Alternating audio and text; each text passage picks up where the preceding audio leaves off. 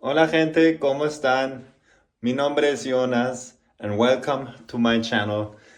I wrote this story for you, Sola en mi boda. Enjoy the story, it's perfect for you. Let's go. Me llamo Lucía. Tengo 32 años y trabajo en una biblioteca. En 2 días voy a casarme con Tomás. O eso pienso. La casa está llena de cajas, flores y sobres. Mi vestido no está en mi armario, sino sobre una silla, porque tengo miedo de que se arrugue. Es sencillo, blanco y muy elegante. Mi madre dice que parezco una mujer de una película antigua. Tomás y yo llevamos 5 años juntos.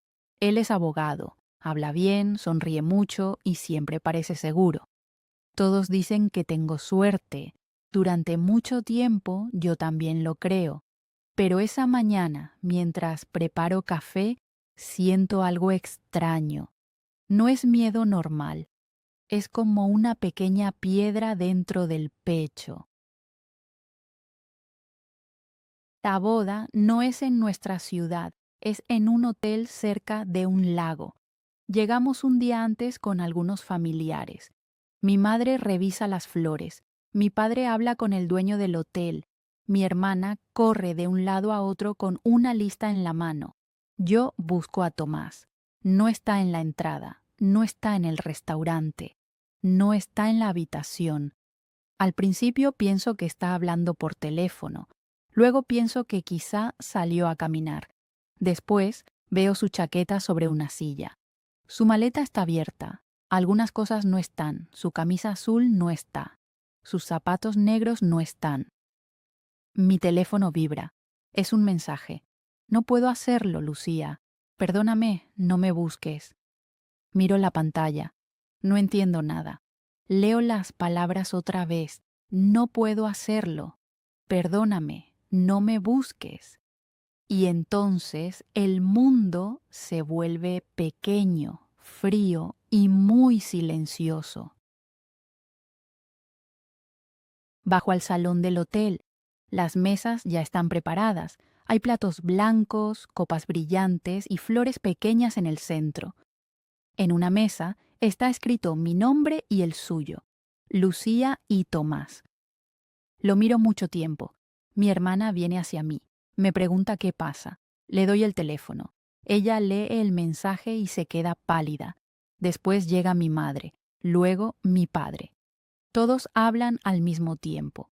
¿Dónde está? ¿Qué significa esto? ¿Lo llamaste? Sí, lo llamé. El teléfono está apagado. Nadie sabe nada. La familia de Tomás tampoco. Su madre llora y dice que no entiende a su hijo. Yo no lloro. No puedo. Estoy de pie en medio del salón con mi vestido blanco en la habitación y mi boda muerta antes de empezar. El dueño del hotel pregunta si queremos cancelar todo. Yo digo que sí, pero mi voz parece de otra persona. Pausa corta. Entiendes el español muy bien, pero entender y hablar son dos mundos distintos. Creamos un sistema único de 30 días.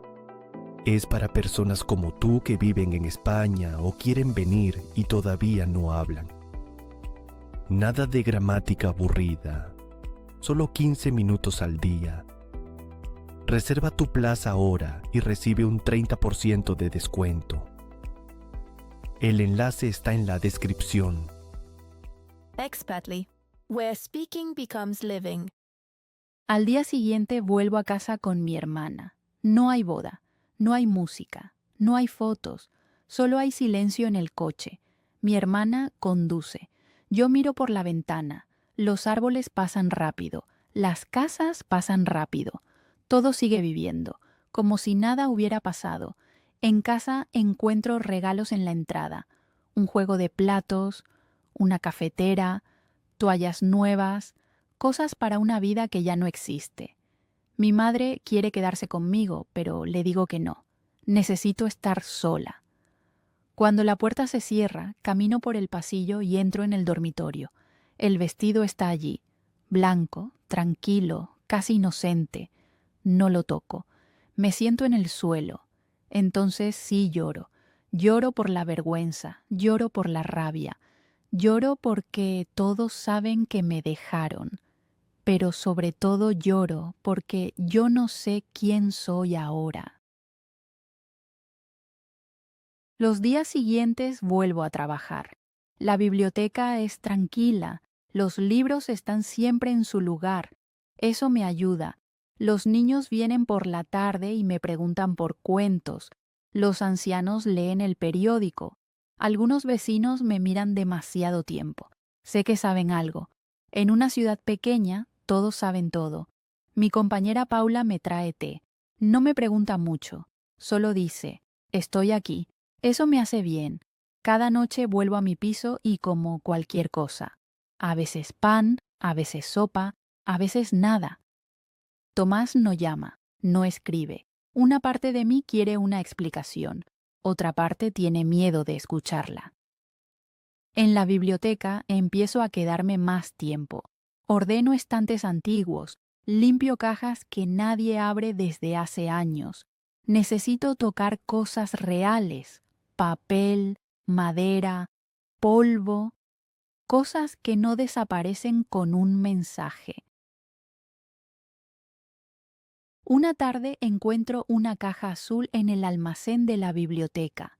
No está en el registro, está llena de cartas viejas, postales y fotografías. Pregunto a Paula. Ella dice que quizá pertenecían a una mujer que trabajó allí hace muchos años. Nadie las reclamó. Dentro hay una postal con un dibujo de un faro. En la parte de atrás hay una frase. A veces una puerta se cierra para que puedas ver la ventana. Me parece una frase simple, pero la leo muchas veces.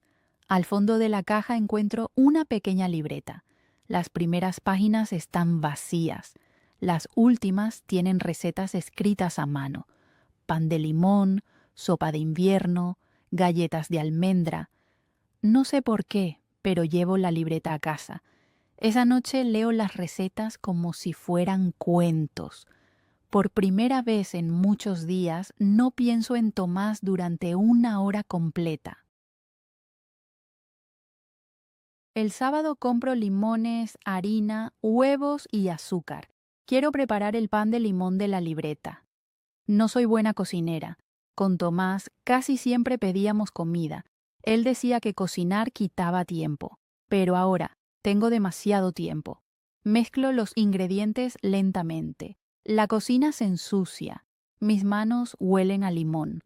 El primer pan sale un poco seco, pero la casa huele bien. Ese olor cambia algo. Mi piso ya no parece un lugar de castigo. Parece un lugar vivo. El lunes llevo algunas rebanadas a la biblioteca. Paula prueba una y sonríe. «Está bueno», dice. «No perfecto, pero bueno». Nos reímos. Es la primera vez que me río de verdad desde el hotel. Después empiezo a cocinar cada sábado. Una receta nueva cada vez. Sopa, pan, galletas, pastel. No para olvidar, para volver. Cerca de la biblioteca hay un pequeño taller de bicicletas. Siempre paso delante, pero nunca entro. Un día mi bicicleta se rompe. La cadena cae y no puedo arreglarla. Entro al taller con las manos sucias. Un hombre está reparando una rueda. Se llama Andrés. Tiene barba corta, camisa vieja y ojos tranquilos. No habla mucho. Mira la bicicleta y dice que puede arreglarla. Mientras espero, ve mi bolsa con galletas. Le explico que son de una receta antigua. Él sonríe un poco. Mi abuela hacía galletas así, dice. Cuando termina, le doy 2. Él las prueba con cuidado, como si fueran algo importante. «Están buenas», dice. No dice más, pero su forma de decirlo me gusta. Es simple, honesta, sin teatro. Antes de irme me dice, «Si la cadena vuelve a caer, tráela». Yo asiento. Camino a casa y noto algo raro. Estoy pensando en una persona nueva. Pausa corta. Espero que la historia te guste hasta ahora. Si quieres no solo oír español, sino también entenderlo y hablarlo, he escrito un libro. Son cuentos cortos y emocionantes en español que te ayudan paso a paso. Ya está disponible en línea. El enlace está en la descripción o fijado como comentario. Y ahora seguimos con la historia. Que lo disfrutes. Con el tiempo, los sábados cambian. Por la mañana cocino. Después voy al mercado. A veces paso por el taller de Andrés y le llevo algo pequeño. Pan, galletas, un trozo de pastel. Él me enseña cosas de bicicletas, me enseña cómo limpiar una cadena, cómo revisar una rueda, cómo escuchar un ruido extraño. Dice que las cosas rotas no siempre están perdidas. A veces solo necesitan manos pacientes. Esa frase se queda conmigo. Una tarde me invita a caminar por el río. Vamos despacio. Hablamos de nuestras familias, de trabajos, de ciudades que queremos ver. También hablamos del silencio. Le cuento lo de Tomás. No todo, pero suficiente. Andrés escucha sin interrumpir. No intenta salvarme. No dice frases grandes. Solo camina a mi lado. Eso me calma más que muchas palabras. Un mes después recibo una carta de Tomás. La reconozco antes de abrirla. Mi corazón late rápido, pero no como antes. Me siento en la mesa de la cocina. Abro el sobre. Tomás escribe que tuvo miedo, que la boda era demasiado, que cometió un error, que quiere verme, que todavía piensa en mí. Leo la carta una vez, luego otra. No lloro, no grito. Solo siento una tristeza tranquila. Pienso en el hotel, en las mesas preparadas, en mi vestido blanco. Pienso también en mi cocina con olor a limón, en la biblioteca, en Paula, en Andrés y en mis sábados nuevos. Esa noche no respondo. Duermo con la carta cerrada sobre la mesa. Por la mañana sé lo que quiero decir. Escribo pocas palabras. Tomás, espero que encuentres paz. Yo también la estoy encontrando, pero no quiero volver a la vida que teníamos. No quiero una explicación que llega tarde. No quiero ser la mujer que espera. Ahora tengo una vida pequeña, imperfecta y mía. Te deseo lo mejor. Lucía. Doblo la carta y la envío. Después vuelvo a casa y preparo pan de limón. Esta vez sale mejor, más suave, más dulce. Por la tarde voy al taller. Andrés está fuera arreglando una bicicleta roja. Me ve y sonríe. No es una sonrisa grande, pero es real. Le doy un trozo de pan. Caminamos juntos hasta el río.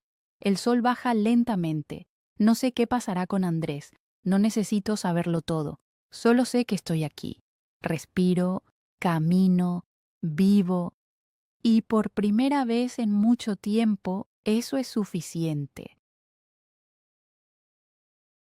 Lo hiciste muy bien. Ahora, el siguiente paso es hablar con confianza. Asegura tu plaza en nuestro curso de 30 días y recibe un 30% de descuento. Enlace en la descripción. Hasta la próxima.